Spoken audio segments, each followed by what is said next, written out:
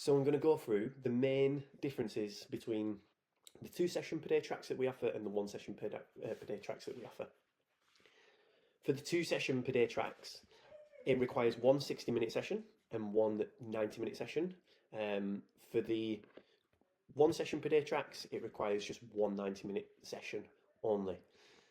This is JST Athlete, so of our development tracks, so out of the engine bias, gymnastic bias, strength bias, and JST Athlete. This JST Athlete is our most rounded one. So if you need to improve all areas, this is the track that we suggest. So we're just going to have a quick look through this first day of training now.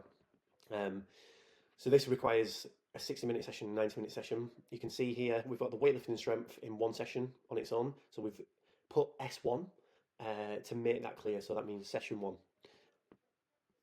Then if we go down, we've got gymnastics and mixed conditioning in session 2. So we've put S2. Obviously, total time here is 60 minutes. Total time for the weightlifting and strength is 70 minutes. So, excuse me. So it's actually a little less than the timelines that we've given. But obviously, we've got to take into account that you'll be doing a warm-up as an example for these sessions too. It can be the case where if some days you can do double sessions, but others you can't, you could look to do some sessions in the week as 1 session per day, and then other days in the week you could do it as 2 session per day. So a good example of this is you could follow this all together in one session. All right, if you have time to be able to do 2.5 hour session. If we go to Tuesday, we've got bike conditioning as 1 session. And then gymnastics, CrossFit Tuesdays, and another session.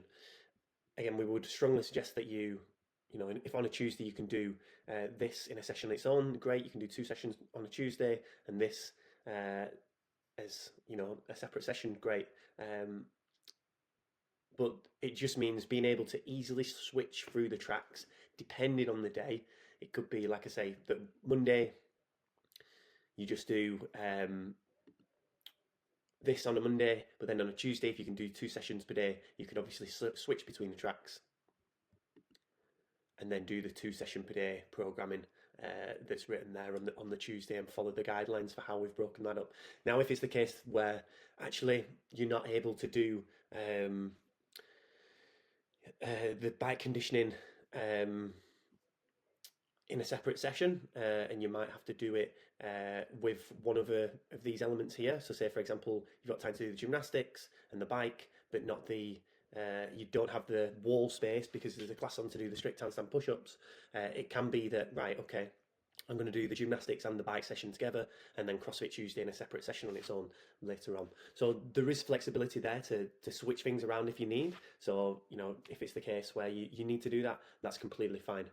We're just giving you recommendations based on what we think is the best to help you get the most out of the program. But like I say, the second best option is you just making sure that it fits your time schedule, and you're able to kind of hit like the higher skill exercises still with better quality. So if you were to kind of put this with the bike session here, I would suggest doing the gymnastics first, because obviously if you were to do bar muscle ups like rope climbs, rope pull-ups after doing the bike, you're going to be more fatigued, you're going to get less quality out of it, whereas the impact that these will likely have on the bike is probably a bit less. So yeah, that's what we would suggest doing, is high skill element first and then conditioning after, for the most part. Not in every case, but for most cases. So based on that, hopefully that will help you navigate the tracks a bit more easier and give you a bit more confidence to do it. If any of you have any questions, feel free to drop us a message and we can outline some more things that might help you as well.